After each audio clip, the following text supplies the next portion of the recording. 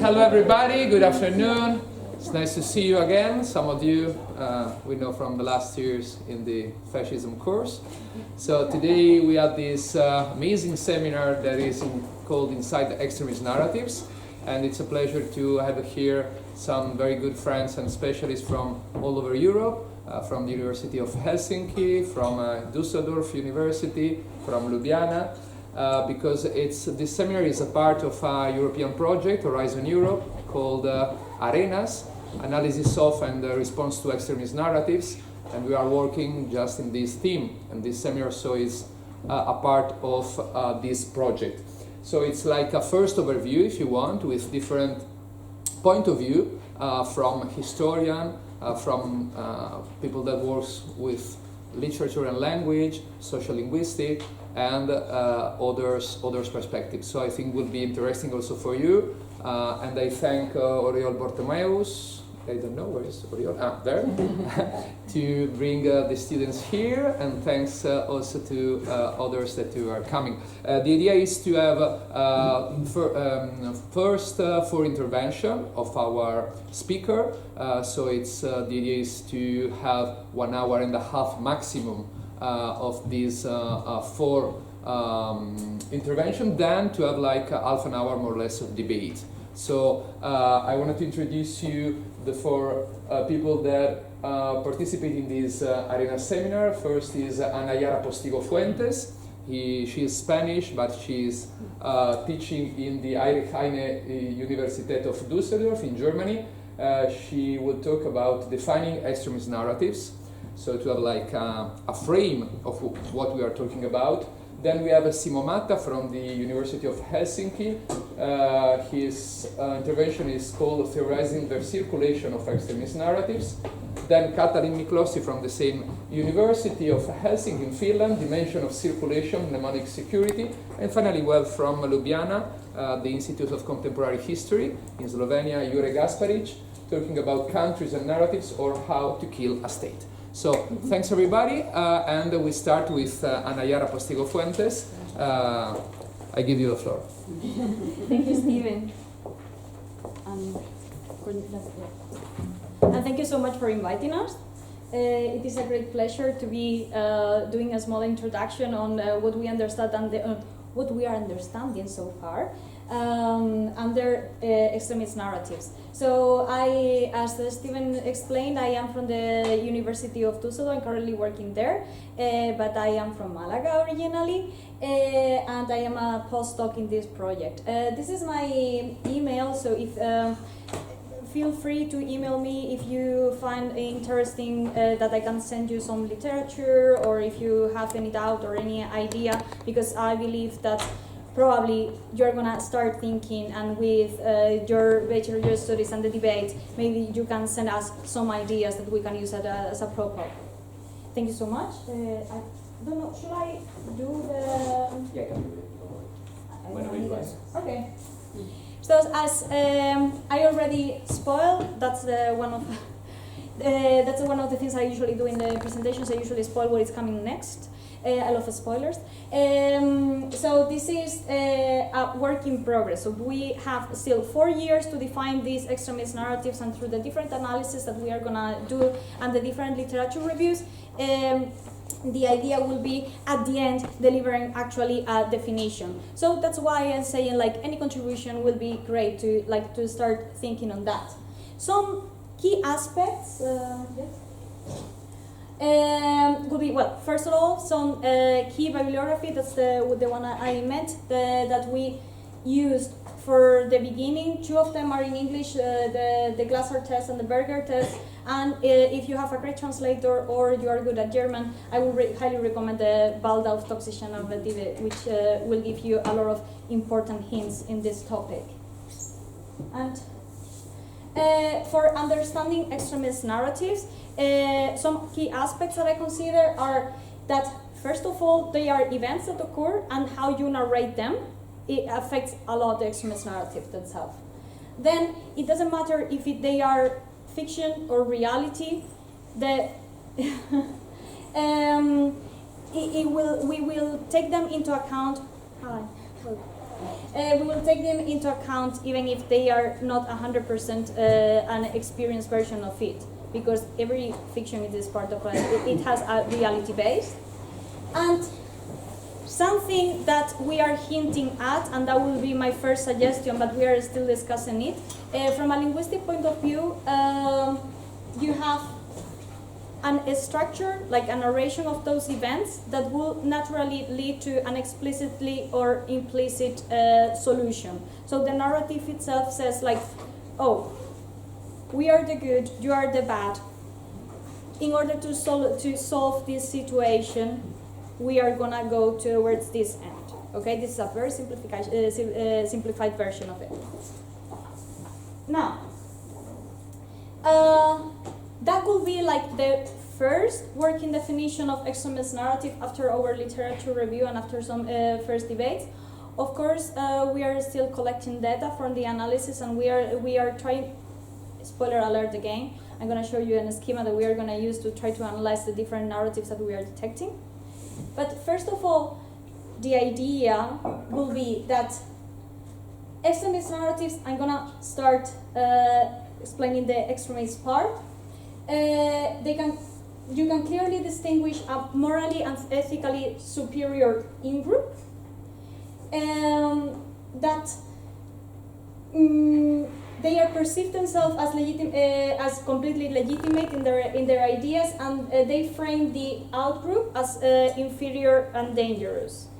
Okay, and of course, if you are morally superior and the out-group it is dangerous, you have to defend your interests at all cost. The role of violence is not unclear, but very often it is somehow legitimate, even if it is not encouraged. And the part of the narrative will be the idea that, so there are some events happening, and they often rely on storytelling technique to construct this idea of us-them dichotomy, and of course emotion will play a great role there to reinforce those world overviews, but as well to propagate and normalize those ideologies.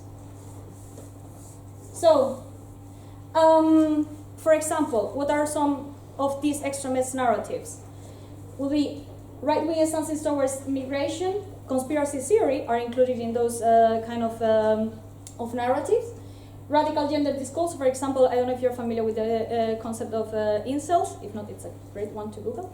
And COVID denialism, that probably didn't play a big role here in Spain, but probably rather smaller compared to Germany. Like it was a very, very big movement. Indeed, my example it's a German example. This is a translation, not even the huge military contingent of the fascist, so federal regional government, regime of injustice on land, and in the air they can stop the fervent determination of the freedom fighters.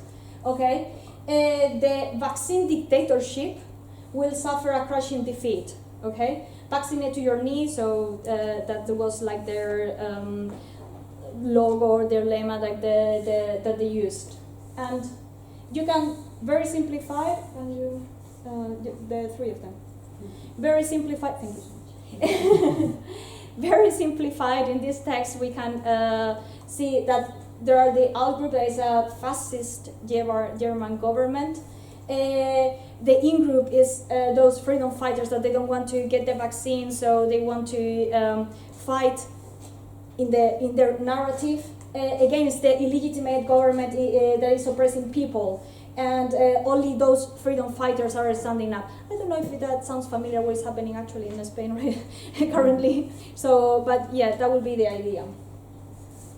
So, that's why with all those texts that I showed at the beginning, we were thinking about taking into account the true aspect of what we are trying to define, that it is the extremism and the narration part.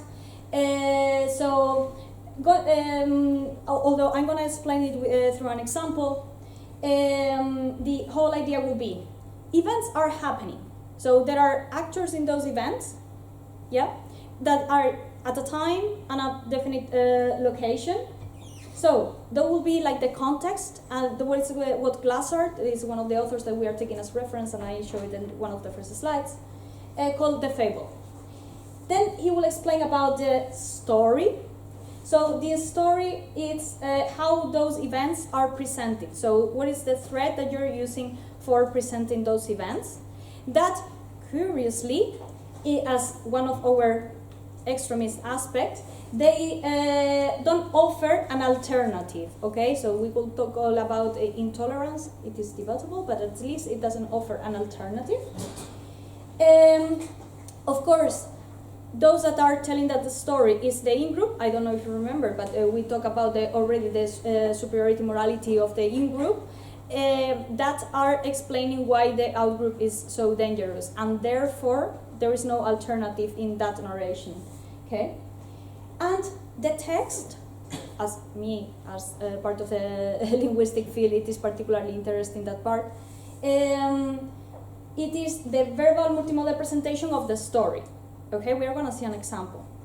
But that could include or not hate speech. We are still determining what are the linguistic aspects that could be included in this kind of text. For sure, we can still see. Thank you.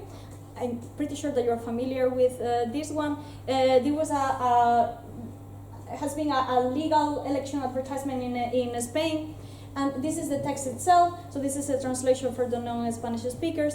And if you took a look at the text itself, okay, let's forget for a second the story, and let's for a second the fable. That means, take out for a second the events occurred, the in-group and out-group, and the thread that will join all of them. There are already really interesting linguistic aspects here. So there are visual aspects.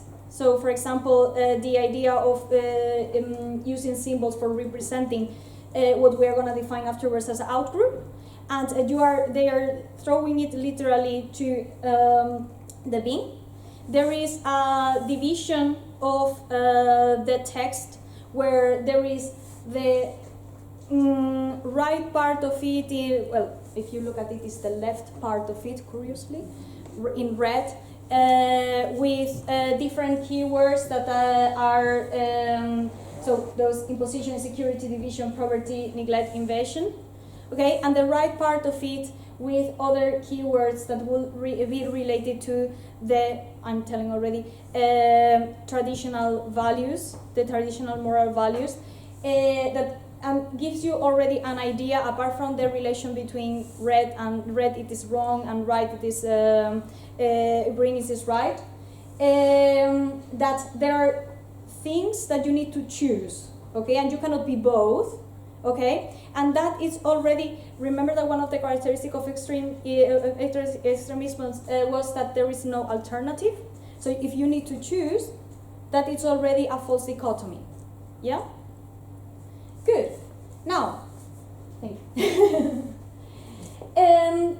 This presentation, by the way, thank you so much, Sergi, because he helped me a lot to put the example together. This already in that image, we will see and suspect what were the in-groups and out-groups expressed in this narrative. This, by the way, spoiler alert, it is a meta-narrative of a situation in Spain that we will call it the anti-Spain. Okay, so it is, the in-group are people that will consider that they have the traditional moral values, and those are the right values. If you choose other ones, then you are part of the out-group, okay, and therefore you are dangerous. We are the morally superior party, okay? Now, there was a series of events occurring in Spain, and the important part is not just the events themselves, but how they relate with each other to tell a story that will determine the in-group and out-group, okay, and offer the solution of that narrative. So in this case, I selected, as you can remember, the famous Lona has many different stories behind, because it accompanies many different symbols, and therefore they include many different events. One of the ones that will summarize this is the social communist government formed by personalized represents a direct attack upon our society and moral values. Okay, that will be the core of it. I chose an example of a story, only in the gender issue, but I don't want to exclude the other important stories that are told in that particular advertisement. But for the matter of time, we will not go through all of them. But there were like those comments. It is in Vox, we are not going to allow our children to learn about gender ideology. Of course, I wrote it in English for the non-Spanish speakers present here. But I included the reference, and this other one about the issues of gay that have gone from homosexual relationship being prohibited, persecuted, even punished, and now, that's the point, to be more or less tolerated and accepted quite naturally, and now they are being promoted, and next thing is that they are compulsory. And that is against, it is not implicitly said, but it is against our traditional moral values. Therefore, they are part of the outgroup, and we are, with this story, okay, the events are the passing of a law and certain events about the Pride, and those are the events. How I tell you the story is they used to be tolerated, okay, and now this time, yeah. And now it is kind of like promoted, okay? The other one, they pass a law, and then we are not going, they pass a law about sexual education, and it is, and how you tell the story, it is an ideological law. So you are going to learn about gender ideology, okay? So how they tell the story, it is very important. Now, yeah, thank you. Oh, I thought I included the other example, but it's okay. So,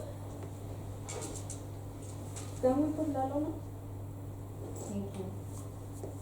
So that will be like a summary of an example of our schema. And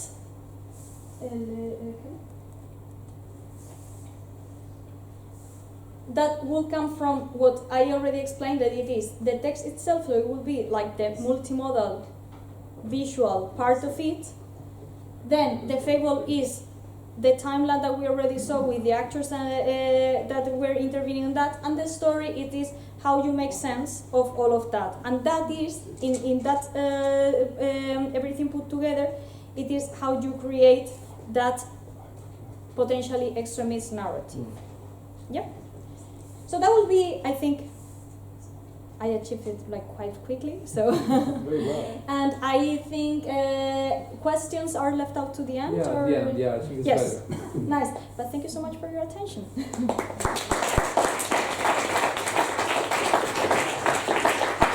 Okay, thank you, Anayara. We continue with Simon Mata about theorizing the circulation of extremist narratives. Thank Simon, you, Stephen. it's up to you.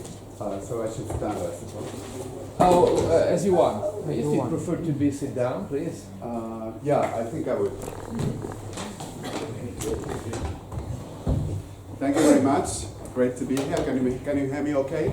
You enough as it?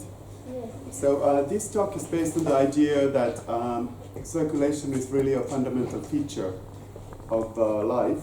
So for example, water circulates between oceans, lakes and rivers, clouds and rain, comes back to the rivers, heat circulates between oceans and continents, nutrients circulate between soil, animals, plants. When plants and animals die, the nutrients go back to the soil, and then they are again used by plants and animals.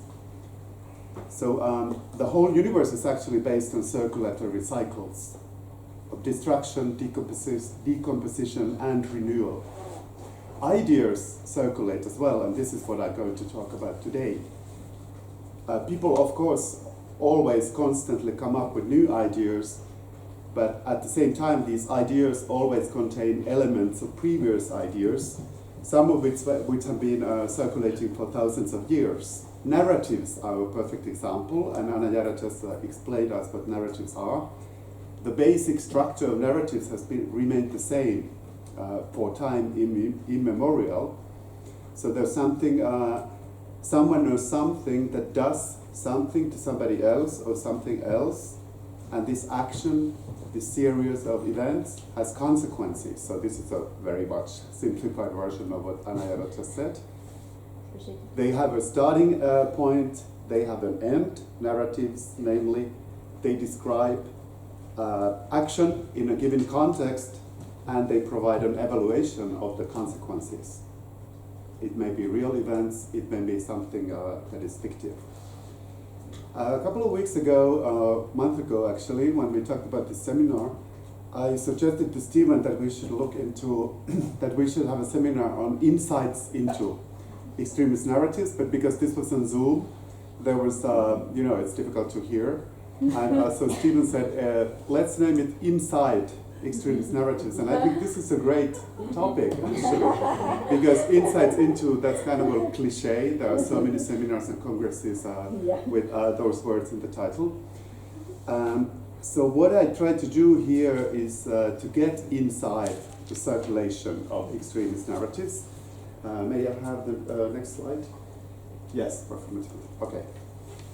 So I will be referring to three main concepts here, and the first one of them is performativity. Maybe some of you have heard about it. With performativity, I refer to the fact that narratives not only describe things, they also make things real. They build reality. They bring things into being. And narratives do this because they gain more power from the circulation of the same contents, from repetition, reiteration, citation. In this process of circulation, some contents of the narrative remain the same, but others change a little. So there are always little changes in this process. And it is precisely these minor changes occurring in each new context of reiteration that narratives become more powerful. As a result of this reality-making feature, narratives also have consequences, and some of these consequences can be really real, not just discursive. For example, I remember our friend Jure, who will talk later here, he once explained to us how the dissolution of Yugoslavia could be seen in the press several years before the actual events. So this is, I think, a nice example of the consequences that discourse can have later on. It's already in the discourse, and then it becomes real. So this is a really nice example of performativity. Second, again, I have the next slide, please. I will argue that certain things we talk about, certain objects or certain concepts, for example, they attract emotions when they circulate. And some of them attract more emotions. They become saturated by emotions or by affect. This is a performative process as well. So through a performative process, we no longer realize how effective these objects actually are. So I will talk about emotions, but also about affect. These concepts are a little bit different, but this is not the place to define those differences. Extremist narratives are full of sticky affects or sticky emotions. Many emotions are stuck in those narratives.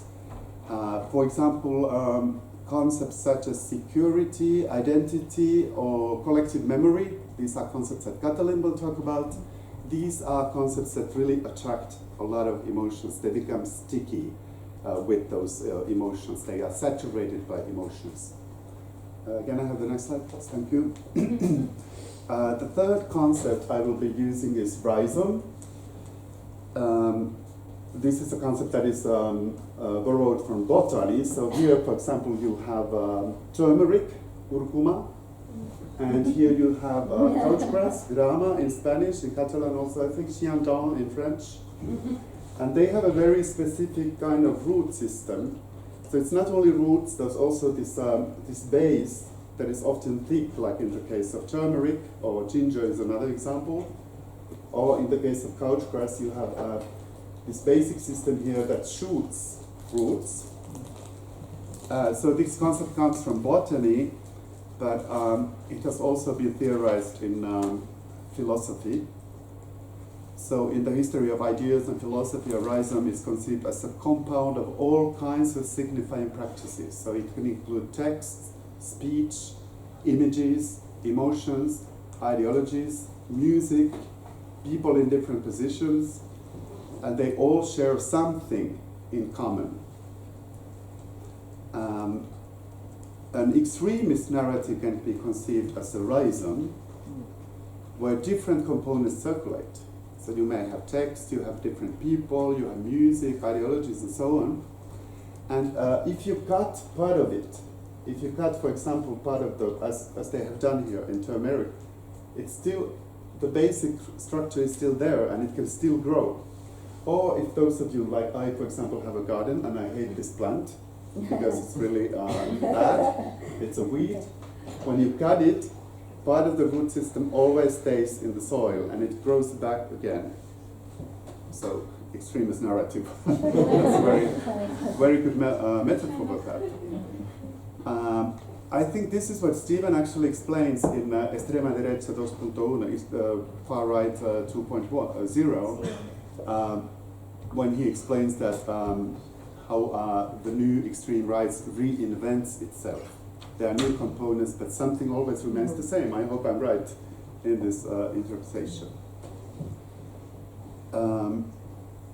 Okay. Performativity. Can I have the next slide, please? And the next one. So the traditional view of performativity is attributed to the British philosopher G.L. Austin. He argued that certain utterances or statements not only describe but also change reality. So there's a classic example, for example, I pronounce you husband and wife, said by a priest, or I shall name this ship Titanic, a famous person who baptizes a ship. In continental philosophy and later on in British and American cultural studies, performativity became something different, highlighting the fact that all statements and utterances are actually performative, even those that describe things and name things, because they give certain people or certain things specific attributes. In fact, such statements gain the power from the fact that they circulate. They are repeated, they are reiterated, they are cited over and over again. Can I have the next slide, please? So repetition, this we go back on Earth from theory here. In the current media environment, the power of reiteration or repetition, as you may have noticed, is widely acknowledged in the general wisdom and also in research in various areas. For example, here we have a quote from Ivan Osmas, who wrote in the New Yorker last year about some Trumpist journalists. And he says, I quote, "Repetition, as every cheerleader and every dictator learns, trains the neural networks and to make some thoughts more durable than others." Then he cites the professor of rhetoric, Jennifer Merciega at the University of Texas, who said, the more we hear something, the more sticky it becomes. If we see something a lot, then it feels true. So now let us explore a little bit further this idea of repetition in contemporary cultural studies and continental philosophy. So here you have a picture of Jacques Derrida, the Algerian-born French philosopher. He was the first to argue that is really the reiteration or citation or repetition or circulation that gives the statement its performative force. So Derrida contended that statements have more power and to make things real when they are repeated in a new context. This is really crucial here. Can I have the next slide, please? Pierre Bourdieu, you already probably know him, a French sociologist. He argued that the power of the performative emanates from the authority of the speaking subject, so that, for example, politicians or journalists or writers, when they say or write something, it has more power. Next slide, please. I'm sorry I have many slides, but I thought that you find these pictures interesting. It kind of gives color to this presentation. You have probably heard of Judith Butler, who is probably the most famous theorist of performativity. She argues that gender is performative because it consists of the repetition of conventions and norms. Of course, Butler borrowed this idea from Derrida, and Butler argues that performativity entails the power of discourse to produce effects through reiteration. Some people here know this theory very well. It is useful to consider these obscure theories in the light of the contemporary communication environment. Can I have the next slide, please? So today, anyone can publish their texts and videos online, put them into circulation, reaching a potential audience of millions of people in a matter of seconds. So you no longer have to have a really high position in the social hierarchy to have your ideas circulate in social media and the internet.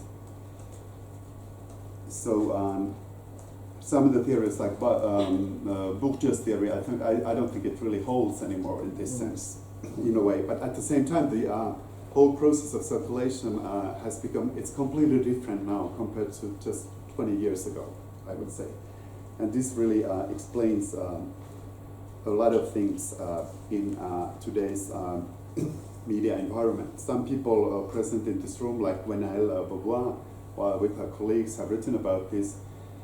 In one of their articles, they showed that ordinary media users actually produce conspiracy content, and they have a crucial role in shaping the conspiracy narrative and enabling its circulation between mainstream and counter media. And this process of circulation entails constant changes, mutations, and reframings. I make a little pause here because it's being kind of fast. Can I have the next slide, please? And the next one. So sticky emotions, then, this is my last point here. So turning towards emotions, I will now discuss how the feminist, queer, and cultural studies scholar Sara Ahmed interprets performativity. She argues that emotions stick into bodies through the repetition of actions over time, as well as through orientations towards and away from the others. However, it doesn't really mean that emotions per se circulate. Rather, it is the objects that circulate and emotions are attached to them. And in this process, precisely, certain objects become saturated with emotions. So they become sticky. Emotions stick into them. Another important point that Ahmed makes is that there's an erasure of the processes of production or the making of emotions. And this is why we don't actually see that certain objects, certain concepts are so emotional. We think that the fact that they have become so emotional is kind of a natural thing. Objects or concepts such as immigration, the nation, gender, sexuality, science, to name some of the topics we are going to analyze in this project, or democracy, or security, identity, collective memory, that Katalin will explore later on. So we don't see that our treatment and our understanding of such concept is automatically shaped by emotions, although emotions are really a crucial part of them. Ahmed thinks that it's very important to study emotions because typically emotions are seen as something peripheral, something that is not important, and the very fact that they are seen as peripheral means that there is something very important there. It should be at the center of our preoccupations. Ahmed's interpretation of performativity really is related to Derrida, of course, so reiteration, repetition is a key component there. For example, she talks about certain racial slurs, and she argues that there are two sides actually for this citationality. So for one thing, the citationality offers the possibility of new interpretations, but at the same time, it always quotes something that already exists. I don't know how much time I have. Can I have the next slide, please? So to conclude, here you have the rhizome again. Okay, yeah, that's actually the last point. But I don't know how I'm doing with time. Do I still have time? How many minutes? 5 minutes? Okay. 5-7 minutes max. Okay, good. So this is my last point. I'm sorry, I said that Ahmed would be the last point, but this is actually it. So to conclude, let us have a look on a theory that attempts to explain a dynamic constellation of ideas, systems of thoughts, ways of expression, where what circulates is states, ways of being, positions, positionings, situations. This is the idea of the rhizome developed by the French Marxist thinkers. Can I have the next slide? The philosopher Gilles Deleuze and the psychoanalyst Félix Guattari. So I already explained to you the botanical origin of the concept of the rhizome. Now I will turn into Deleuze and Guattari's theory. Originally, Deleuze and Guattari referred by the rhizome to theory and research that enables multiple entry and exit points that are non-hierarchical when you represent and interpret data. One of the main goals of this theory was to oppose to the dogmatic and formalistic research agendas of the 1960s and 1970s, especially in linguistics and also in psychoanalysis. I think ethnography is a very good example of a rhizome in this sense, in terms of rhizomatic research. But I also think that, as I explained, as I mentioned at the beginning of this talk, I think we can also theorize constellations such as extremist narratives as rhizomes. So extremist narratives, they contain elements that are not just speech or text. There may be moving images, music, art, emotions, ideologies, discourses, and the combination of all these.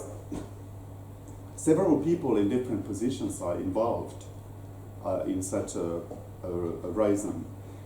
Some actively disseminate the narratives, others consume these narratives, some try to extirpate or remove these narratives. All these instances communicate with each other, and together they form this rhizome, or like a collective assemblage of expression.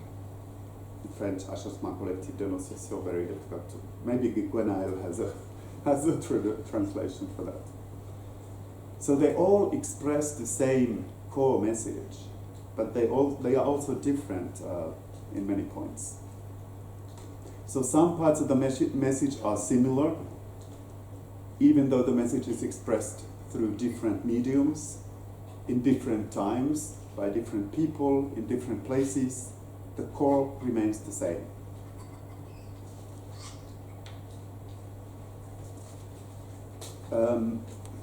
I think I have one more slide. Yeah, thank you. So considering an extremist narrative as an ensemble, as an assemblage that actually constitutes a rhizome, it allows us to understand, for example, why it is so difficult to remove them, to kill them. If you cut, for example, the root that contains hateful speech, or if you ban an extremist movement, something still remains. You can never cut all of it. It's the same thing with this plant, as I explained. You never get rid of it. Well, of course, if you use some poisonous products, you can do it, but it's not very nice. So the power of this rhizomatic formation resides in its capacity to cure itself and reinvent itself. Deleuze and Guattari also mention fascism in their writing. They write, as I quote, Groups and individuals contain microfascisms just waiting to crystallize. Yes, coach grass, this plant, is also a rhizome. End of quote. And as you know, rhizomes can hibernate during several months, and they can even survive a winter, and then they grow again.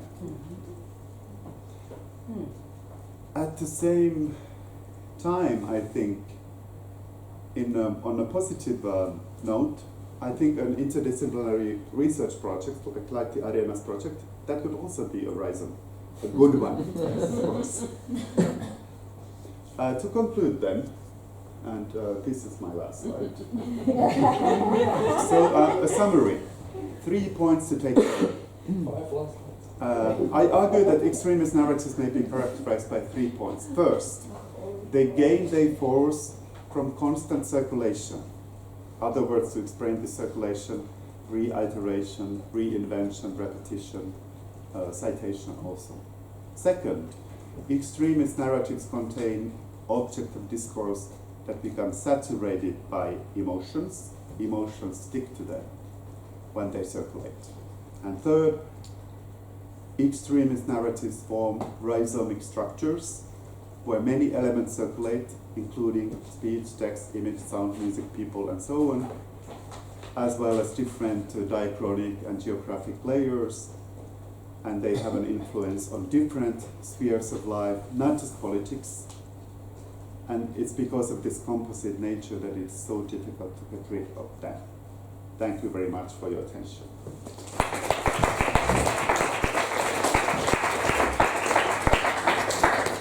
Thank you very much, Simo. I hope that they don't use DDT against us as a reason project. Oh, no. But yeah, it's now give you the floor to Katalin. Dimension of circulation, mnemonic security.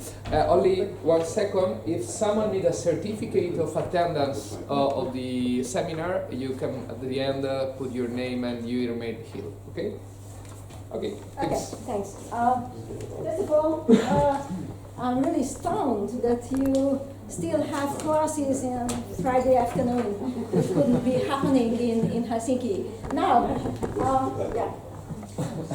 mnemonic security, I will talk about circulation. Circulation, the dimension of circulation, the mechanism of circulation, and mnemonic security. Now, what on earth is mnemonic security? Simo was talking about sticky emotions. Nothing is so powerful than fear, right? So whenever there is a security breach, it means that it has an impact on some kind of value system in your society. Either the integrity of the state, either the integrity of the political decision makers, or it is, as Anna Yara said, a real threat or an imagined that created by the political decision makers that think their power is threatened, and they create a kind of security situation, right? Now, security became concretized when you understand how threat is happening in your society. Now, whenever threat is real or imagined, there is a security breach, it is always translated into identity discourses, because it is a question that what is your community to be protected from that threat, from that security breach, right? So who belongs to this community and who are threatening you? Who are the enemy? So whenever we have this kind of security breach on integrity or whatever relations in society, there will be always a discussion on identity. Now, identity per se is about continuity, right? We have to deal with this security breach now in order to have a glorious future for our community, right?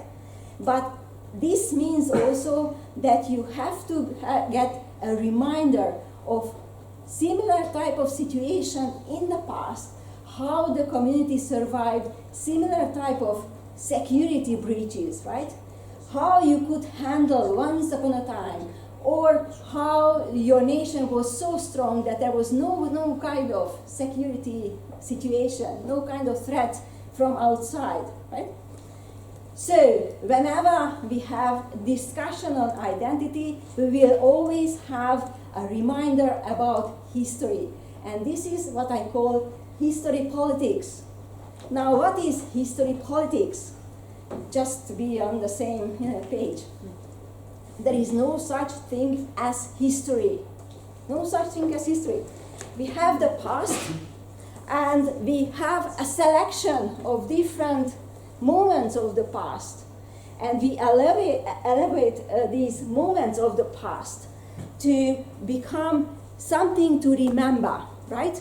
And you bring together all these moments of the past into a narrative to, tell that why these moments of the past are important. So, in this sense, this is what we call historical narrative. But in any society, there are always different kind of interpretations. You yourself have family histories about the great-grandfathers who were a hero, right? Or particularly your grandmother was a hero.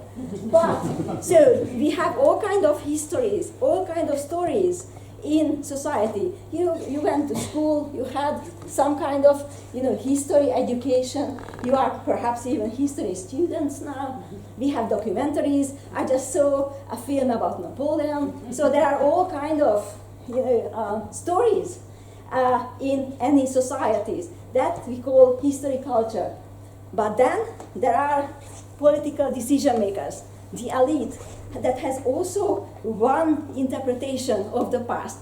But people should remember, according to our party, according to our government, according to us, like, in politics.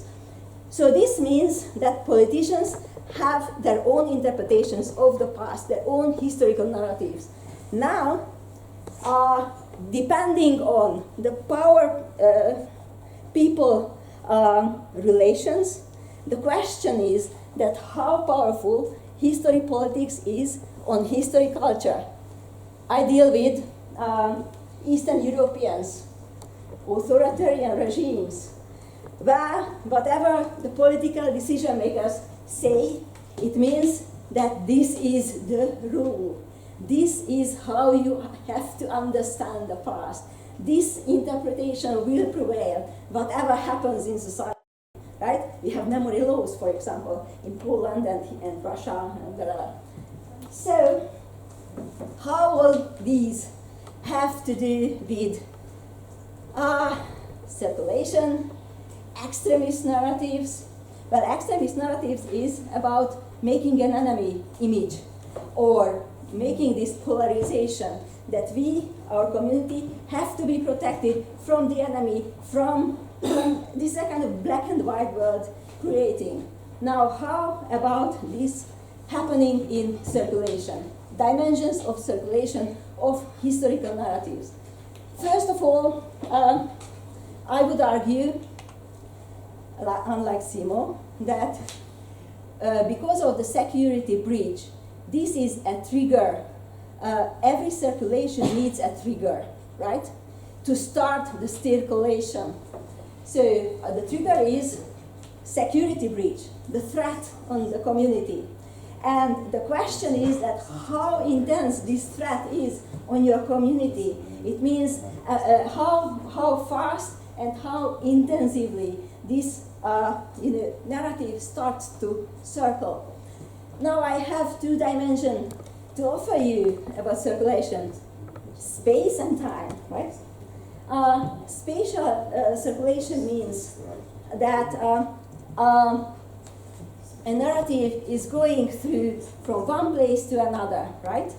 On either horizontally, which means that from one state to another, and another, and another, or when we have this security, immense security breach, it means that whatever idea is circulating, new trend is circulating about history, or how history should be playing a part in tackling some kind of threat, then we have also this kind of new ideas you have to integrate into your history culture through the different levels of society. So we have, for example, it's not about state. We, for example, we are academics, right? So we also circulate different kind of ideas. So it can be any level, but what is important that is, in addition to horizontally, there is also a vertical level in space from the different level of the political structure of society. I needed also kind of colorful ideas or colorful ideas. First of all, this is an example what I'm talking about. Second World War. Second World War is an edgy question in Eastern Europe, particularly on those countries that had kind of suffered from it. So whenever there is a threat of Russia, there is an image recirculating, what we call the Bronze Soldier case. Bronze Soldier case is, after the Second World War, all invaded countries or by the Red Army had to bring up some kind of monuments of the fallen Soviet soldier, right? Now, these stood around, downtown cities. But the first, push, because of Estonian-Russian relations, became in a conflicting situation in 2007. Now the Estonians, downtown Tallinn, started to making fun of the fallen soldier, and this is actually ground zero story, which means that it resurfaced not only once but at least so far twice because of the Russian situation now in Ukraine, but also about whenever there is a clash of those who are really close to Russia, then resurface a kind of narrative, a historical narrative that is about we us against the Russians, the Russian memory of our nation. So this is the ground zero theory is from Tallinn 2007, and it started to circulate first in the Baltic state. I don't have that many picture, and then this is that's fun about Bulgaria, which is per se a pro-Russian country. This is the relief that people just reframe to Superman and whatever, Robin and what and then it was in 2009-10, and then it has an impact on the Hungarian case that is started to 2011, 12, 13, whatever, until 15. So there is this first circulation of a strong historical narrative saving our nation against the threatening Russian situation. And then after the Ukrainian war, we had another circulation. This time, another circulation. In 2020, there is a blast in Prague. The Russian agents blew up a warehouse. So Marshal, who is it? Anyway, Konev, yes, Marshal Konev, who liberated Czechoslovakia in the Second World War, he had to go. First of course, he was painted pink because it is about homo propaganda, and pink is always related in Eastern Europe to homos. But nevertheless, he had to go downtown Prague, and he moved. And they reminded in the discourses to the ground zero story about 2007 in Tallinn, the Bronze Soldier debate, the Bronze Soldier phenomenon. And now of course, all these happening once again in the Baltics. The last one is from this spring in in Latvia, Riga, where they painted with the Ukrainian flag colors the same monument. So there is this kind of spatial circulation, but behind this spatial circulation there is also a kind of vertical circulation of the same idea, because you have a domestic discussion over these issues. So this is about spatial, but what does it mean? This is the dimension, the spatial circulation, but what is the mechanism of circulation? Now, you don't have to reinvent the wheel, so to say. So there are certain kind of narratives in security situation that you just take on, and perhaps the most modification is that you translate them, these narratives, into your own language, but that's all. So you select certain kind of narratives. For example, this is a shared trauma that can have an important saying to every country in the region, right? So you don't have to modify these kind of narratives. And of course, universal stories about gender, abortion, how you defend, or how you don't want abortion, or for example, science, the anti-vax movement that was just going through the whole lot of countries and whole lot of different levels of these countries. But then there are also certain kind of narratives that need a good and a very thorough domestication, and this is interpretation. So there are selection, that is you just take the medicine and you circulate it domestically, or you need a good interpretation. Generally it is about nation. Last, horizon, in addition to spatial circulation, there is also temporal circulation. So on one hand, we have the rhythm of national days, right? Stephen told me that you have November 12. 6? December 6. December 6. November 12. October. October. Sorry. Okay, that's it. Such a historian I am. Say October 12 and December 6. And in addition, you have also in Catalonia September 11. Right. So, what is the idea here? Whenever I have a security breach, it means that whoever the politicians are, they start to use this rhythm that comes every year. Every year on the same day, you remember a certain moment of history, but you refill this moment in the current situation. So you reinterpret every year a bit, or the same issue, particularly if you are threatened as a nation, right? So this is one thing that lives in time, in today. Whenever National Day is, there is always a political, attachment to it, a political narrative to it.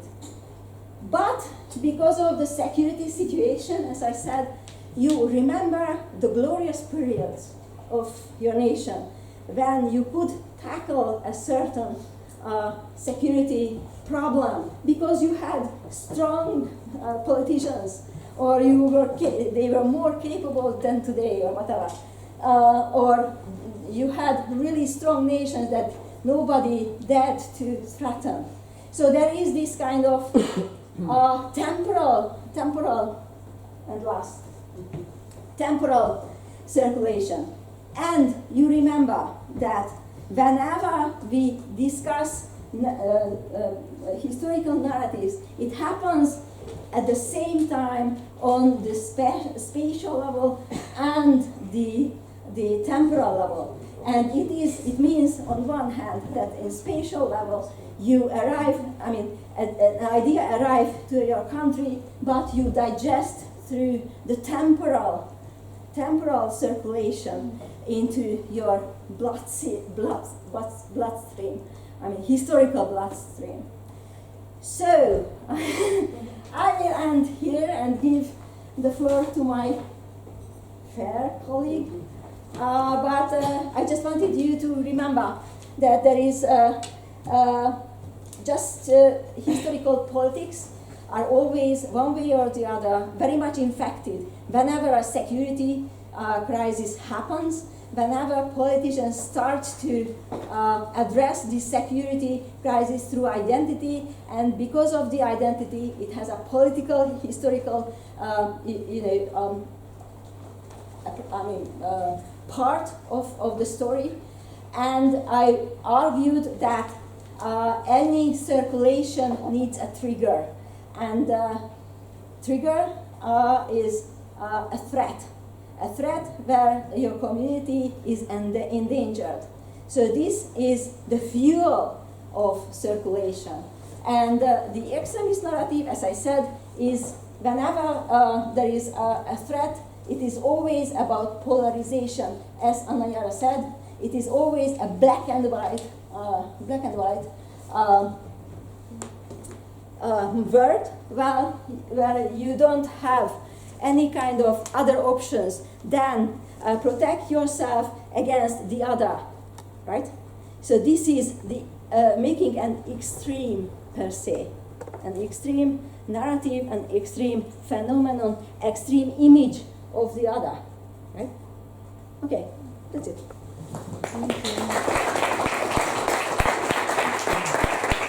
Thank you very much, Kathleen. Yura, is your time. Countries and Narratives, or How to Kill a State, could be a title of the program of Javier Milei. No? How to Kill this State, in that case. It's up to you.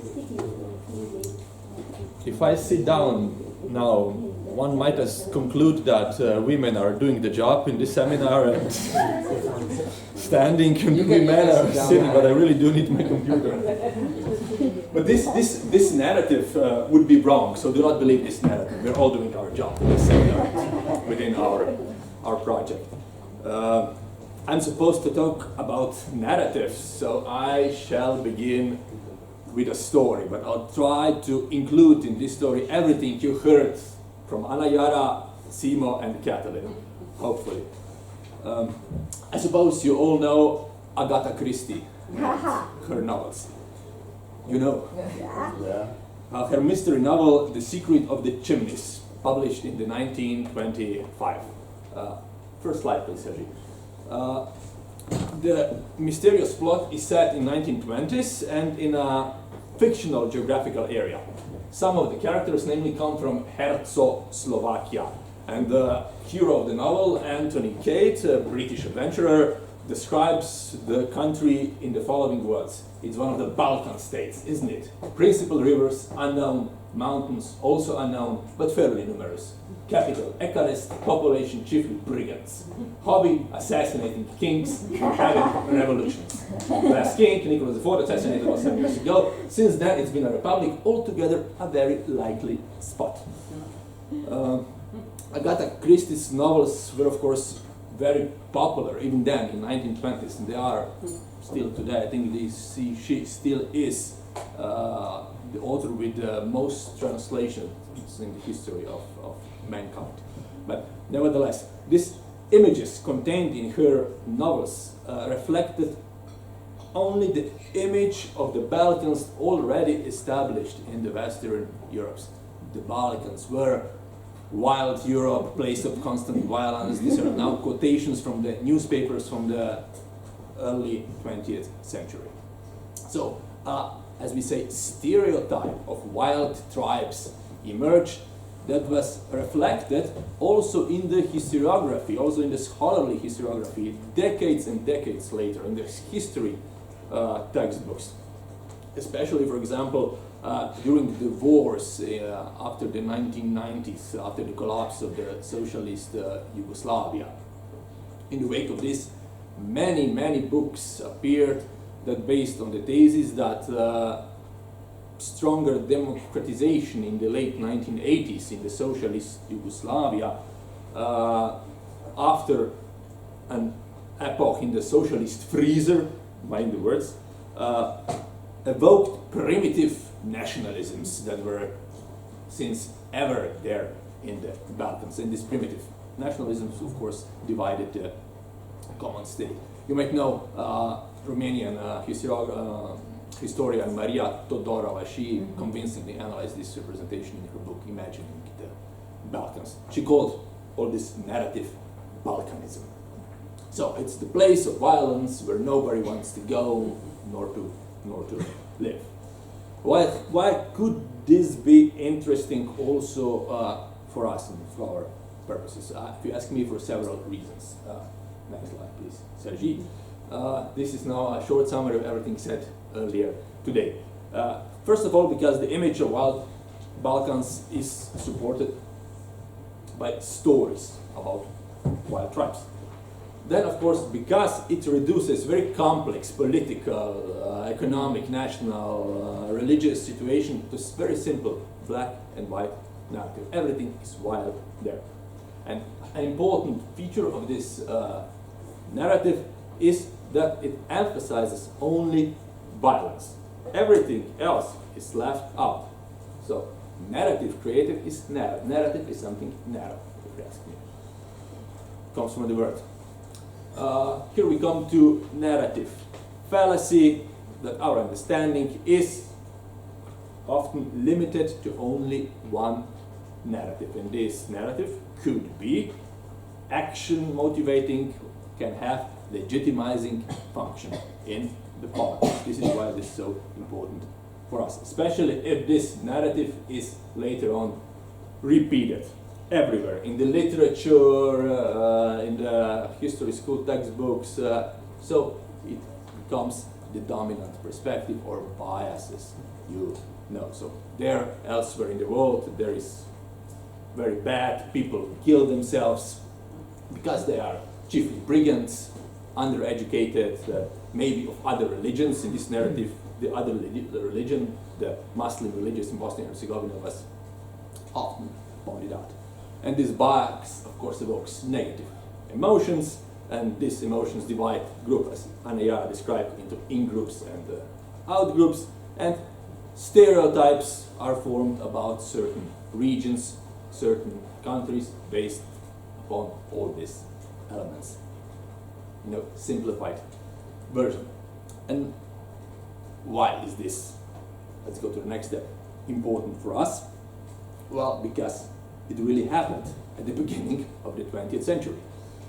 When the political image of Europe, of the Balkans, looked like this. Next slide, please. This is the political map of the Balkan Peninsula of 1913. You see there still the Ottoman Empire, Albania, independent Serbia, Montenegro, and then Bosnia already included in the Habsburg Empire. It was annexed in year 1908. So we have two strong players, Ottoman Empire, Turkey,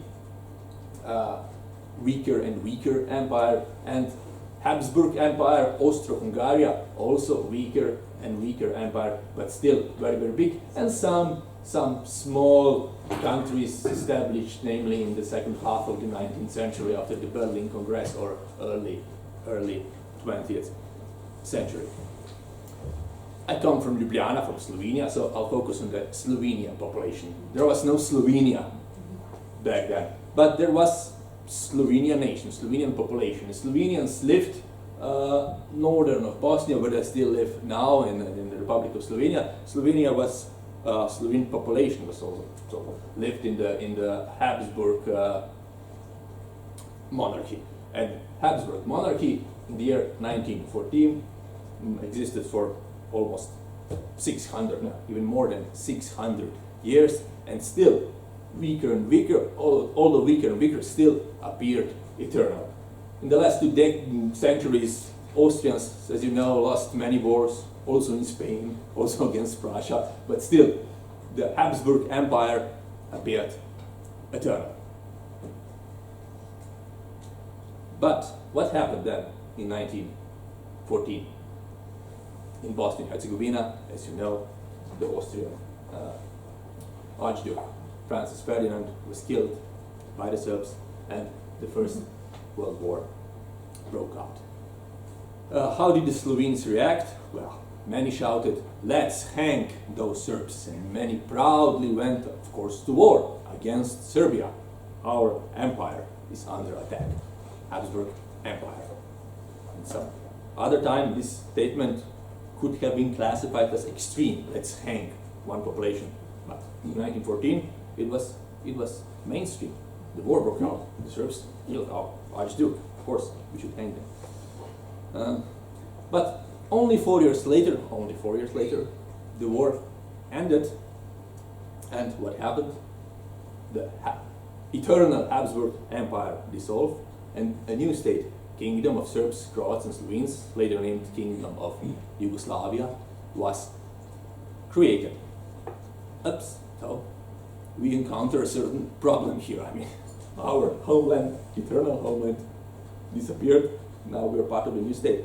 What should we do now? Of course, we have to cut all ties with the Habsburg monarchy and convince the people that actually Habsburg Empire was the state that really harmed the Slovenes, that it was a bad state, and our future lies now together with Serbia, Montenegro, Bosnia, parts of Croatia in the new state of Yugoslavia. Well, that was quite a challenge because at the beginning of the 19th century there was no Slovenian nation, there were no Slovenes. Slovenes were created in the 19th century due to the educational system in Habsburg Empire. They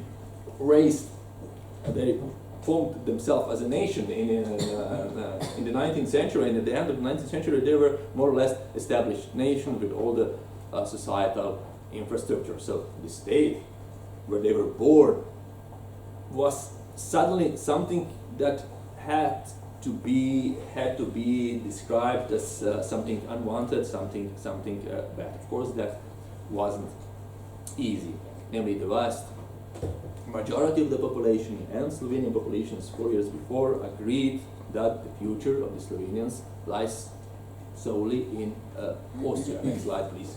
Sergi. This was the most prominent Slovenian politician in those days. My firm belief that the future lies only under the Habsburg scepter.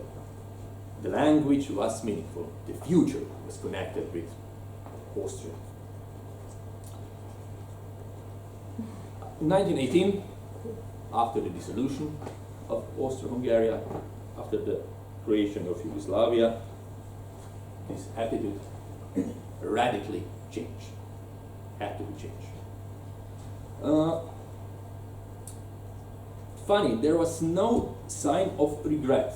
You are perhaps familiar with this famous quotation of Sigmund Freud: Austro-Hungary is gone, this was my homeland, I don't want to live anywhere else. What should I do now? I mean, my homeland ceased to exist. Feeling of loss, he interpreted afterwards, was very, very strong. There was no sense of loss present in the Slovenian territory. Everyone was suddenly convinced, so it appears, that entering a new country, Yugoslavia, meant the final liberation of the Slovenian nation from thousands of years of slavery. So, okay, they didn't even exist for 1,000 years, Slovenians, but leave this fact out. But so, Slovenes are supposed to be slaves in the Habsburg Empire. Regardless of political background, all Slovenian politicians portrayed the late Austro-Hungary as a prison of nations. Völkerkerker in German. It was a buzzword. It was a country in which Germans and also Hungarians, to a certain part, tried to forcibly assimilate all small nations, especially Slavic nations. And this point of view was established everywhere, also in the historiography, in school history books, in history for everyday use, everywhere, and it lasted until the 1980s, up until very, very recent times. Prison of nations. When I was very, very young, I remember that, hey, late Habsburg Empire was prison of nations. So a point of view that would have been totally extreme in 1914 was suddenly mainstream for almost 60, 70, 80 years. Next slide, please, Sergi. I'll go through these quotations now quite quickly because we are running late. I have examples of multiple narratives, but more or less all of them are connected with black and yellow darkness, because the Habsburg Empire flag was black and yellow darkness, prison of nations, and other buzzwords connected with persuasive narratives emerged and were imprinted again and again and again. Narrative was recycled at every opportunity, at every anniversary. We lived badly, they, Germans, to a certain extent, Hungarians, oppressed us. The banner, the keynote was simple: prison of nations, connected with everything else. And it was short, it was of course lasting. Remember, America first, and other banners. 2 words, but very, very effective, connected with huge narrative. And this narrative, of course, as said, prevailed. Nothing changed. Next slide, please. Nothing changed in the 1930s after the dictatorship, after the rise of the Nazism. Remember Josef Radetzky Marsh, famous novels, Habsburg Meet. Some wanted to re-establish Austro-Hungary, but not in Yugoslavia. That kind of thing never happened. You have here an example of one narrative that even the horses, the police horses, were wild animals that could behave as a good police horses. But in the mid-80s, during the period of the dissolution of Yugoslavia, this image began to change. Politicians had not evoked that, of course, but historians began thinking otherwise. I mean, this was an important issue, reinventing Central Europe, and the image began to change in the 1980s. And decade later, or even later, the image changed to such extent that today, for example, in Slovenia, Habsburg Empire isn't prison of nations anymore. What happened then after first of Yugoslavia, that was forcibly killed immediately in 1918, ceased to exist in 1945 after the Second World War? Well, the Austro-Hungarian prison of nations was followed by prison of capitalists and hegemonists. The narrative was recycled. It was precisely the same. And similar thing happened also to socialist Yugoslavia after 1991, after the socialist Yugoslavia ceased to exist. It was also a communist prison of nations. Next slide, please, Sergi. What do I have? Yeah, we conclude with a thought of my good friend Janis Svirn. Everything good about that people, everything bad about that countries. When a country formally ceases to exist, it's not enough. It has to be killed also in our memory. We're talking about history, politics here. So what can we learn from these examples? First, the state must be immediately killed. But when the position about it is no longer politically relevant, as in the case of Habsburg Empire, the image can be changed. We can change now our image on Habsburg Empire into black, white, however we want. But not before. If the narrative is still politically relevant, then changing it could be dangerous, because this certain narrative is a political weapon, as in the case of Yugoslavia. Now, in Slovenia, you cannot change the narrative on Yugoslavia, because you would either be Yugo-nostalgic, or you could be quickly labeled as anti-Slovene, because this country, socialist Yugoslavia, was kind of a prison of Slovenian nations. You can't do that. In 50, 100 years, I don't know when, maybe in 10 years, we could do, it would be able to do something like that. So, lessons learned so far for killing the state may soon come in hand for many. If you want to kill a state, you have to use known propaganda tools. Negative emotions, bias, us, them principle, simplified picture. You have to invent a powerful slogan, America first, reason of nations. I forgot to tell, you have to use framing, so how a certain topic is framed steers a message towards certain narrative. You know the example about the cigarettes. Cigarettes were in 1920s torches of freedom when women began to smoke. Now they are cancer sticks. So the same thing. If you want to sell them, they're torches of freedom. If you want to prevent them, they're cancer sticks. But we're talking about the cigarettes. You should of course choose your language and descriptions carefully. When you talk about future, you know what you have to address. When you talk about past, you know which words, which negative words especially, you have to use.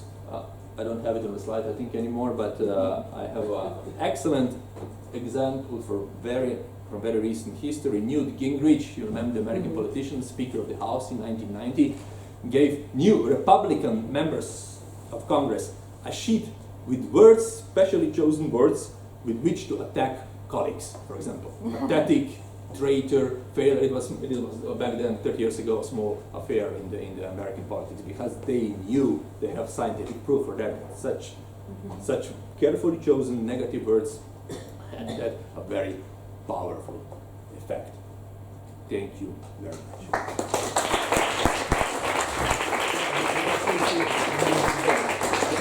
Okay, so I ask kindly to Katalin, Anayara, and Simo to come here. We can take the chair, so we have like more or less 30 minutes to have a debate. Thank you for respect really the 15-20 minutes. So, and now it's up to you guys. If you want to ask something, if you have some questions, some consideration about the theme of extremist narratives, or something that our colleague they try to explain. So, Come on. yeah, Alfonso? You have the first question, yeah? Thank you for your presentations. I really like listening to you.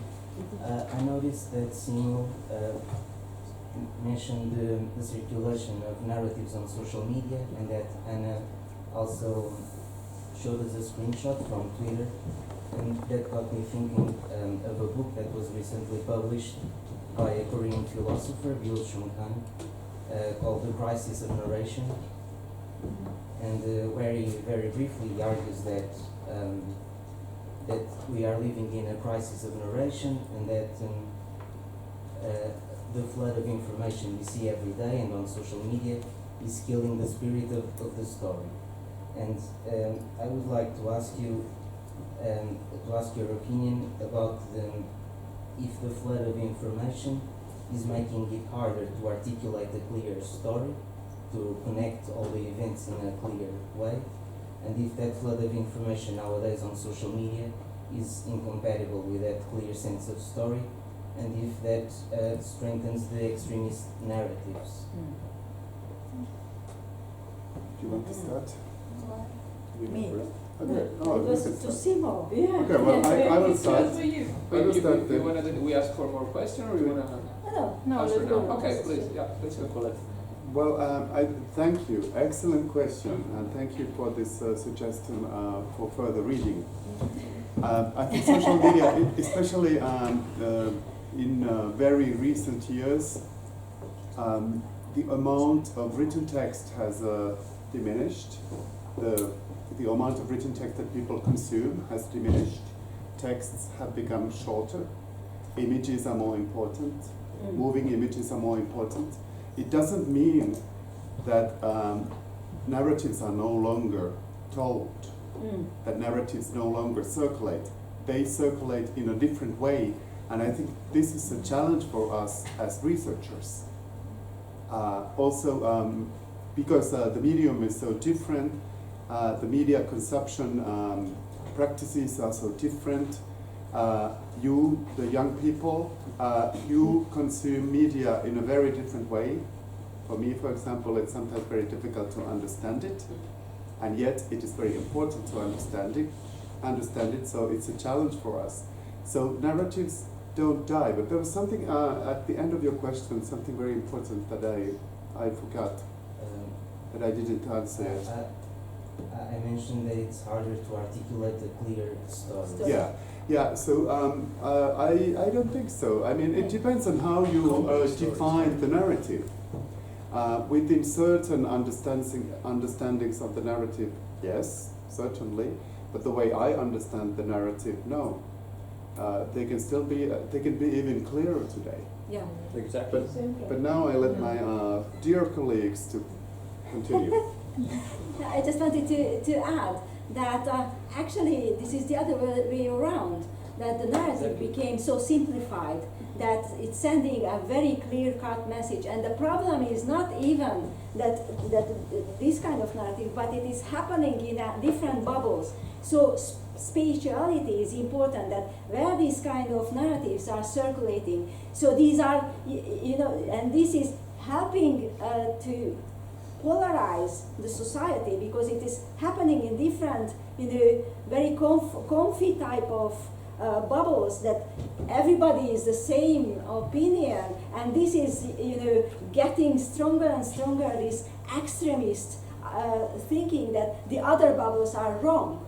So I think this is more, once upon a time, as Jure said, that cigarette was freedom, and then this is demise. But I think this is exactly what is happening about social media, that once upon a time this was about democracy, right? Creation new information from below. But actually it is now running against democracy because of the bubbles and the very limited narratives, or the circulation of very limited narratives. So I think, sorry. Yes. I would just. Yeah, please. No, I agree both of you. I would just add that we are actually living in the golden age of narratives. I mean, it's very simple to produce a narrative right now and to echo this narrative. Historically speaking, it was pretty hard in 1920s, 1930s to produce a narrative, to repeat a narrative. You needed writers, you needed infrastructure, you needed newspapers. There was radio emerged in 1920s. It was hard to. You need especially newspapers for the not very well educated peasant population, etc. Now you don't need this. You need 1-2 people and a couple of boots and a good algorithm, and you can be very successful with your narrative of any kind. The amount of bullshit produced to date is immense. I assume you agree. Amount of incomparable with the amount of energy needed from the other side that supposedly defends democracy to be this narrative. The battle is lost. Oh no. I just wanted to make a quick point going from what you are saying, because I kind of read something like from the same philosopher, and I agree with everything that you're saying. I just think that he makes a difference between the type of narrative that was created when those times before social media and the types of narratives that we could call bullshit, that is more like short, anyone without preparation or like without background research can just create it and it will just go everywhere. So I think he's making a difference, and he explains in the book, which is hard now to explain, but he refers to a type of narrative that he also makes a point and says that there was the truth or the lie, but today we don't have that differentiation. So Exactly. I just wanted to say that bullshit is depending where you sit, right? For some, it is true, right? The ultimate, very important, valuable information, and the other for the others is bullshit. And this is the problem, that we have post-truths, right? Exactly. So who is creating the real story that everybody should believe, and that's the problem. Yeah, thank you very much for that comment. It's very important. I think the human being is a narrating animal. And that's one point that you explained, the philosopher said. I think what has changed is, one of the things that have changed is that narratives are perhaps more implicit today. They are perhaps on the surface, the observer may think that they are not as skillfully created because they don't contain all the elements, they are not as complex. But they are still narratives and people understand them. There's a lot of implicitness there. And this is also a challenge for research. And I think implicit messages, implicit narratives, when it's not said aloud, when it allows different interpretations, these can actually be very powerful and in such a context also very dangerous. It was actually one of our challenges in the project is that to see the narratives, we have to go through the gate of like the text that we are analyzing, the events that we are analyzing, and how people are talking about it.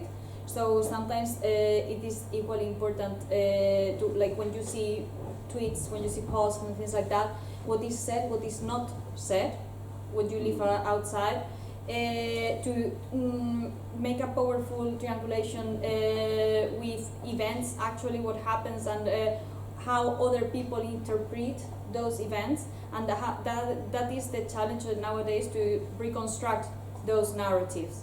If they are more or less bullshit than in the past, to be honest, some of them, like for example, I really loved about the rhizome fact, so that it was brought up, of course, in your book, that we have a tendency to keep those. We just change the way of we communicate. That has always happened.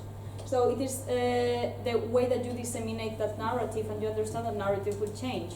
So how much those narratives change, that is something to discuss still, but yeah, I think that's very important. I think something that should be added here is that when we talk about narratives, we are actually in a lot of ways talking about discourses. And when you said something that is said, something that is not said, this is what Foucault says about discourses. Yes. Discourse is not just text, it's also things that are not said, things that remain implicit. Exactly. Or taboo. Yeah. This is an extremist model that you shouldn't or couldn't address something because it is so out of question, politically incorrect or whatever. So you make a taboo, and that will eventually raise more extremist narratives than without it. So, More comments, more questions? Thank you. Yeah, your name and Daniela. Daniela. Yes. Thank you all so much. I really enjoyed your presentation. I have a direct question more to Simon about the theory of performativity by Judith Butler. Butler talks about performativity, and I interpret it kind of as seeing gender as being based on what we constructed, right? And that it's based on a series of events, series of experiences that we have as people, and interpretations of other people on our lives. So would you also say that we can understand that not as much as a repetition, but breaking from repetition and then deviating from the regular discourse on gender, so kind of repeating something new in a way that we break from repetition to debunk its power, so kind of a coexistence of repetition but also of reinvention? Thank you for this question. Actually, I didn't really elaborate on this, but this is exactly Sarah Ahmed's point. So that it's a repetition of certain conventions and norms and discourses and so on. But at the same time, this repetition also allows us to create something new. And really the power comes from the clash between that circulating or reiterating, let's call it discourse, for example, and the clash between that discourse and the new context, because there's always a new context. And I think maybe I can now answer to Katalin. because Katalin said that she didn't agree with me. I agree with you. I think we just look Women into, prevail. yeah, actually. I think we look into this phenomenon or these phenomena from a different perspective. You talked about the trigger. Yeah. I think the trigger is related to this clash, this breaking force, as Derrida said. Yes. To push the narrative. Yeah. To, So I think the narratives are always there, including extremist narratives or elements of extremist narratives. no, But that's the triggers bring them to the surface. They emerge because there's a trigger. Who pushes Okay, I'm the just trigger? a Okay, yes, so you still simple don't agree. historian, but I wanted to say that yes, on one hand there are all narratives, but then there is a kind of elevated narrative that starts to have an impact, and this starts to circulate. But it So comes this from is a kind somewhere. of proto what? It comes from somewhere. Yeah. Yeah, It has history. roots. Yeah. Your roots. You're both right. We have Yeah. to talk about The this. crucial thing is It to was so elevated question that we didn't even understand. No, of course, it was good. More things, more. Yeah. This is a more general one, but it's mainly to do with the responses to extremist narratives.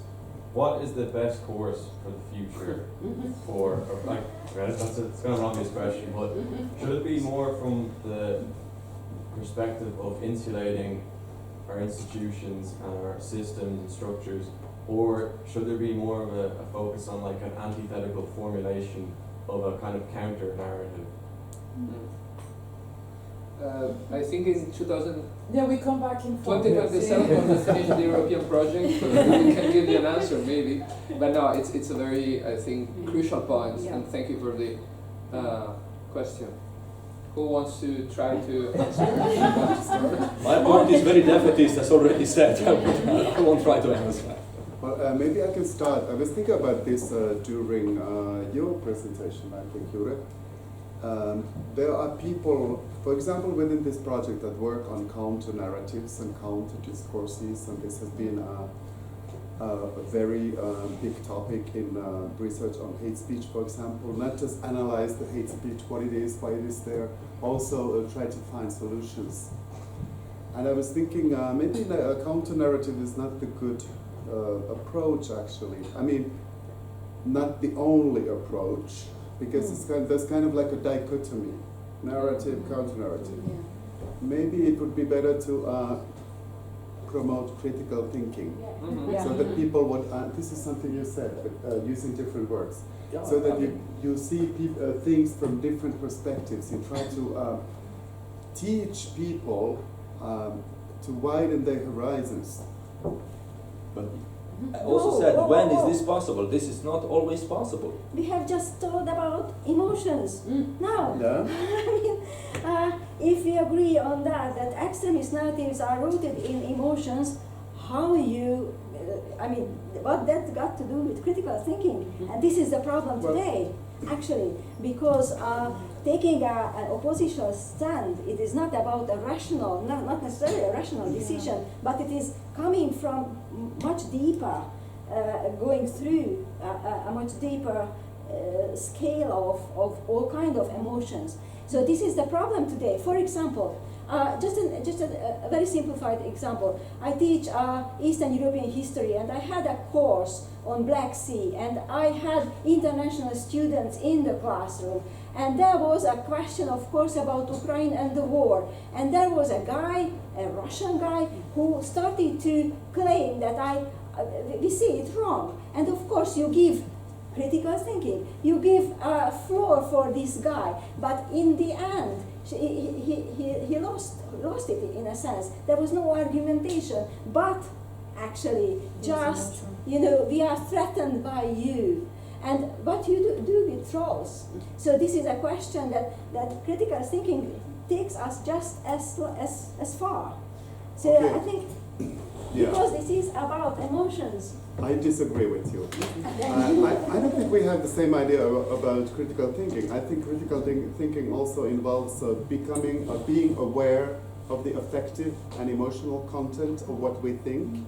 It's not only looking from different perspectives, it's also asking questions such as, How do you feel? Why do you think so? Yeah. And why do you know it?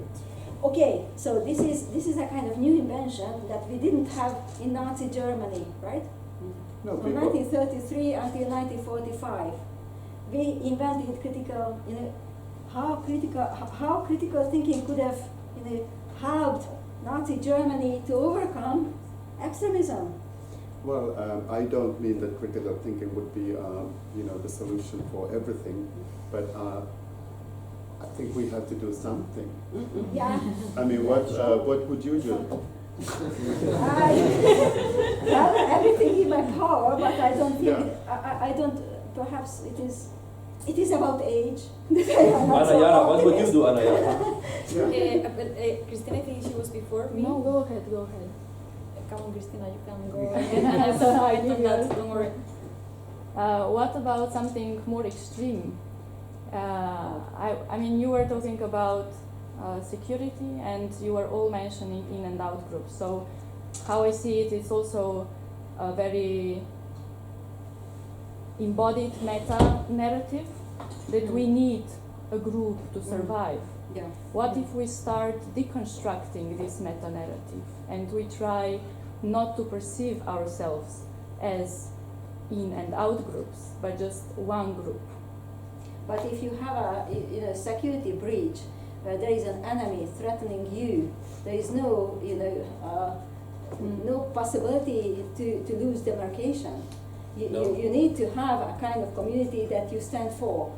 Do you? In a secure, for example, Ukraine. There is no. I understand with, yes, I critical understand thinking. with physical combat. All But- kind of security breach, it can be as real as a war, even though that it is imagined, but it can be framed as a real threat, and then you have a problem with embracing everybody. So, I understand, but I don't agree. okay. Don't agree. No, I very much agree with you. Clear and present danger is the only solution, if you ask me. Invasion by the Martians is the only solution. Sure. Lots of optimism. We have to come up with a narrative. There is someone out there in the universe Yeah. that will, within next 6 months, attack us. Yeah. We have to stand together. There's okay, yeah, sorry.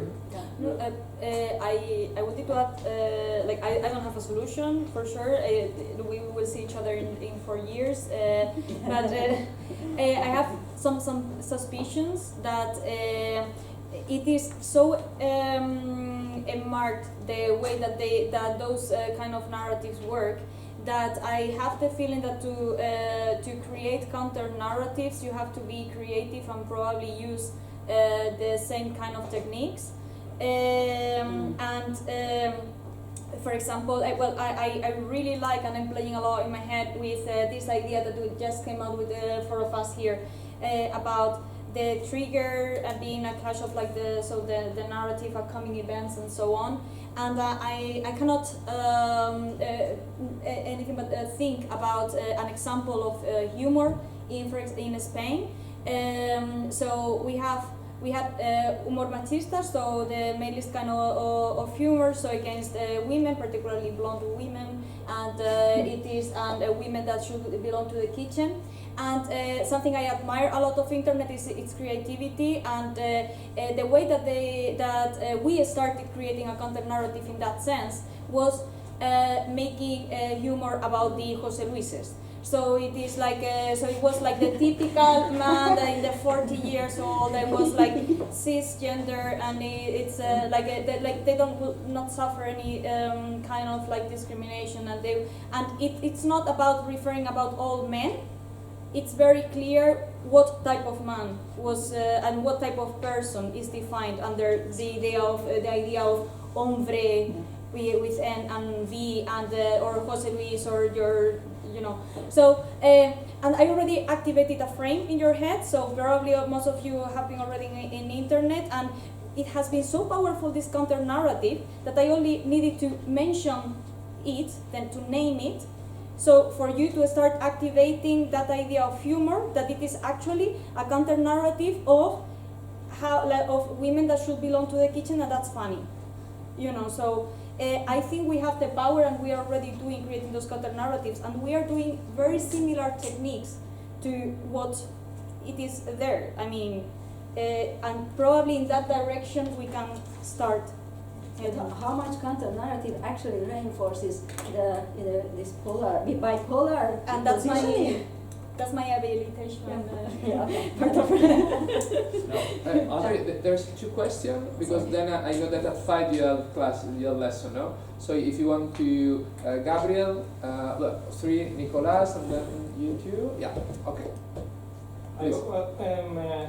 We cannot talk about extremist narratives without talking about internet, of course, as we've been doing. I'm working with children's safety on the internet in Sweden since many years, and the most common danger for children is that the parents are making simplified solutions to the internet because it's new technology they don't understand.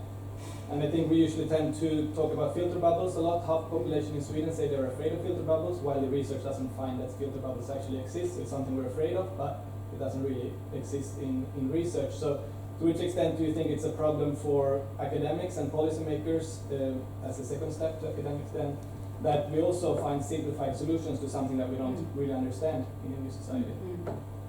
We also yeah, the 3 questions, so yeah.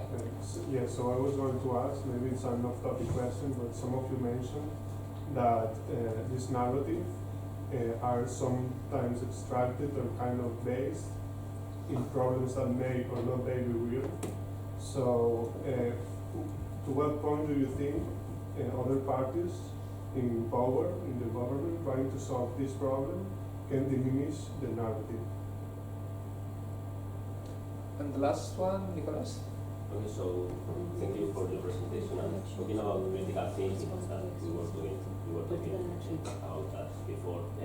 I was thinking that in that sense, like so many friends that buy so many conspiracy theories and extremist narrative, they see themselves like as critical thinkers, that they are going outside of the hegemonic position, and in that sense, I think that might be, I don't know, like I feel that might be problematic in a sense of what they comprehend about critical thinking. And in that sense, I have a doubt and a question about the institutions that like have to oppose the extremist narrative, and how can we do that? Because like I am not anti-vaccine, but I understand that people can be untrust with certain like vaccine business after the atrocity that they have made in some countries, or like not like in vaccine, but when they do some experiments in Africa or in some undeveloped countries. And in that sense, like what is the position of the European Union in this anti-extremist narrative? For example, like how can we measure what is an extremist? Like who has the moral right? Good point. It's a very good point. For example, like and I think with this, like nowadays with the conflict in Palestine and Israel, like what is the position of the European Union? Is an extremist narrative to like condemn the murder of civilians in Gaza? Like if we have to trust in the European Union to put the limits of extremism, like how can we defend that position in vaccine? That I think that we all agree that we are pro-vaccines, but we have also to buy a position about Israel and Palestine. They do both bad things, and it's all okay. Yeah. Very good point. Thanks. So last answers, please. So I know who want to start. So you're imposing that in defending democracy. No, go ahead. I think first of all, the EU is full of extremist narrative itself. I mean, just look at let's say the position to Russia. Russia is the arch enemy and the mother of all bad things, right? So we have extremist narrative on the official level. We just don't, address ourselves because we don't like to look at the mirror. But we, of course, the European Union, of course, fund these kind of projects to study extremist narrative. But yeah. Next. No, it was you that you wanted to. No. Yeah, but about the bubbles. I think the most problematic thing here is that the bubbles didn't have bridges between them, and they don't even want to have interactive, perhaps, I don't know what research you were, but all those social media bubbles that I studied, they are very much keeping to themselves, and they are very much thinking that they have the right opinion about the world, the right interpretation, and they loathe all those others who has different interpretations, and they don't even want to reach out to new knowledge because it is false per se. So this is I think the problem here, that and that's why I'm not so positive about it, because we are already in polarized world. Living in polarized world. We are in a trend that will take us for a while until something really happens, and then we start all over again. But I don't think that we have means to disrupt these trends, political trends. Well, interesting about the bubble relationship. Sometimes it is through hate. Yeah. So it is. Yes. There is no bridge, but just. Yeah, exactly. So it is like what makes it more polarized, even. I don't know if your question was in that direction, but that's an interesting point. If not, we can discuss it about it later if you want. Regarding the European Union position, of course, I think Katalin answered perfectly that that's why we are here. We have the following 4 years. What regards a part of the tasks that one of the teams have, the work package 2, it is actually to identify certain narratives and to start this idea of the definition of the extremist narrative is actually to identify certain factors, so in the future maybe kind of prognose where an extremist narrative may produce, or to start seeing the start from the beginning there. Now, how it brings every government, how they will apply that to their policies. That has to do a lot with the other question of responses to extremist narrative. And I guess after we finish those 4 years, maybe we can do a suggestion of policy making. I'm very aware from other European projects that they take it into account so they can create actual policies, how they affect it. And I think events like these are very important because it is starting disseminating these ideas, and at least will start being introduced that machinery that maybe in 4 years, 10 years time, we start seeing in actual policy making. Thank you. Very quickly, excellent questions. I do think we often give simple solutions. I totally agree. The title of this project is Analysis and Responses to Extremist Narratives. We are just starting. It's really good to have these discussions also with you guys. We try to understand. I don't know what we will come up with. We will probably not invent a major tool. Okay, good, very good. So we try to understand. This project is funded by the European Union. So we trust the European Union, they give us money. But it also shows that the European Union thinks that this is a big problem and we should study it more. I also have a friend who believes in conspiracy theories that I don't believe in. It's a big problem. It's very challenging for the friendship. I don't know what to do. So, but I think with research we can try to at least understand these things. Yeah, thank you very much for your debate and your question. Really fascinating. I just would like to add what to do, how to approach this problem. Yes, simple solutions do not exist often. But I would disagree.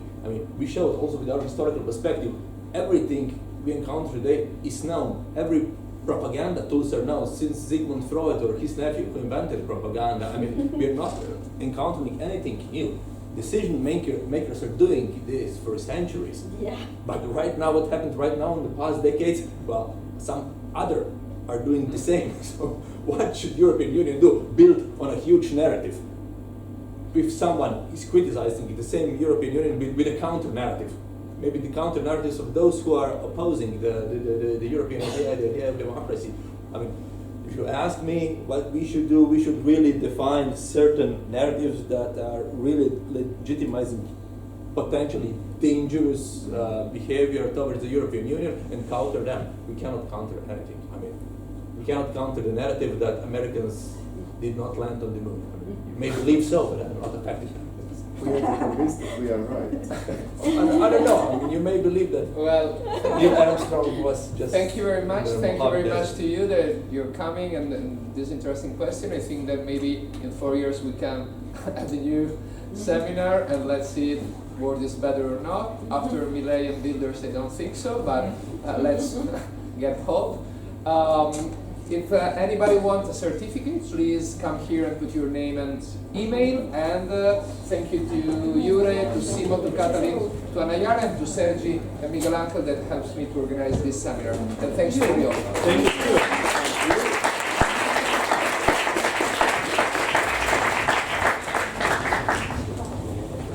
Actually, I have like several points here to discuss in this